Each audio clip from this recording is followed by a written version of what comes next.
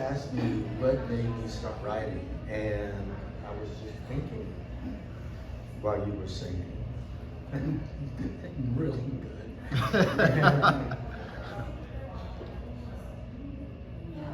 When I got where the galleries seriously wanted my work, they wanted me to paint the edge. And I would go like, seriously, y'all, I have nothing to say in an inch and a quarter. And then finally I thought, well, hell, wait, what if I write in that inch and a quarter? You know, she just said I was a river rat. And those of us who were raised on River Road call us river rats. But this painting is called Arcana. And I wanted to explain to the world how hard it was to have to go and help your papa make a living at 6 years old. We missed school every year from November to March. And yet, could I be mad at my papa? No. No. Our mama? No. We were family in the real, true sense of the word. It sat on a barge of 3-inch planks, painted red lead, solid as a tank. Papa's house is what it was, the curved roof house on the big red bulge. So in it, he was quite content. From November to March was spent setting traps, running lines, breaking ice in bitter cold, skinning, tearing hides off carcasses, popping dry, stretching pelts, sometimes hides drying over our beds when we did build a drying shed. And waking to the smell of biscuits, myrtle burning in the stove, throwing mud bottles at my sisters, rounding lolly when it wasn't cold, exploring bayous and P-rails, and that's how I spent my winters in the curved roof house in the big red bulge. Thank you.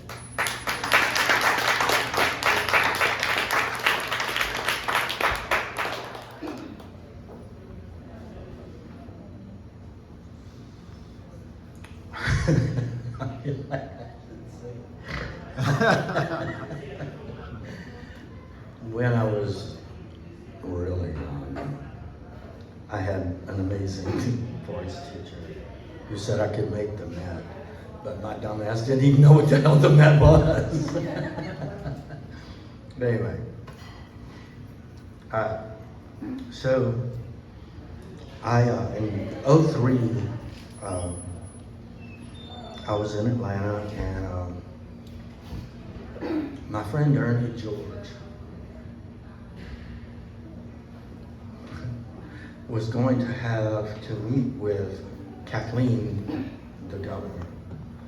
And she called me, she said, I'm flying you home, I need you to do my hair because it's got to be right, I'm meeting with Kathleen. And Ernie, you know, you just don't get them better than Ernie George. But I got here and she started talking to me about what Kathleen wanted to meet about, is about the degradation of the coastal wetlands. And that there was a requirement that they all read this book called Bayou Farewell by Mike Timmo. And she said, I got an extra copy. I said, oh, it's cool, I'll take it home. Did her hair, she went to the governor. I went back to Atlanta. Opened that book and I could not put it down. I stayed up all night till daybreak reading it. And when I got through with that, I thought, you can put your work out. You can put your work out. You have a reason now to put your work out. So this poem is dedicated to Mike Tidwell. It's called A Poet's Cry.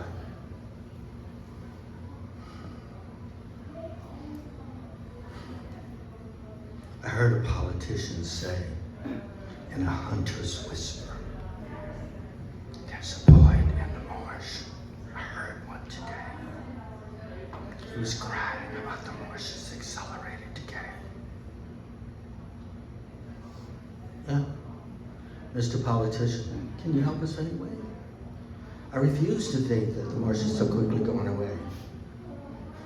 We can scan the galaxy and bring men back from the dead. Why can't we save a marsh? I can't wrap that around my head. There's a poet in the marsh today, whining and crying. Who needs them anyway? Mr. Politician, I'm here to make you feel. Try to wrap your heart around things that are real, like love, friendship, passion, sorrow, the love of the earth, and concern for tomorrow.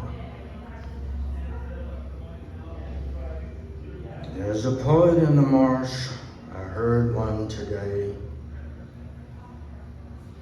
Mr. Politician, I cry for America's wetlands, not just mine, coast to coast.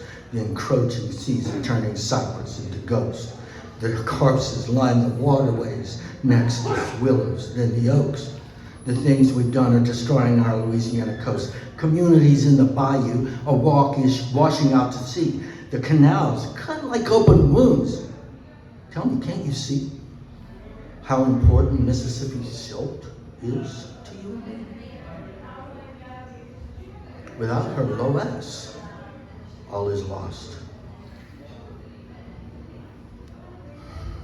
There's a poet in the marsh. I heard one today. Should we shoot him? Thank you.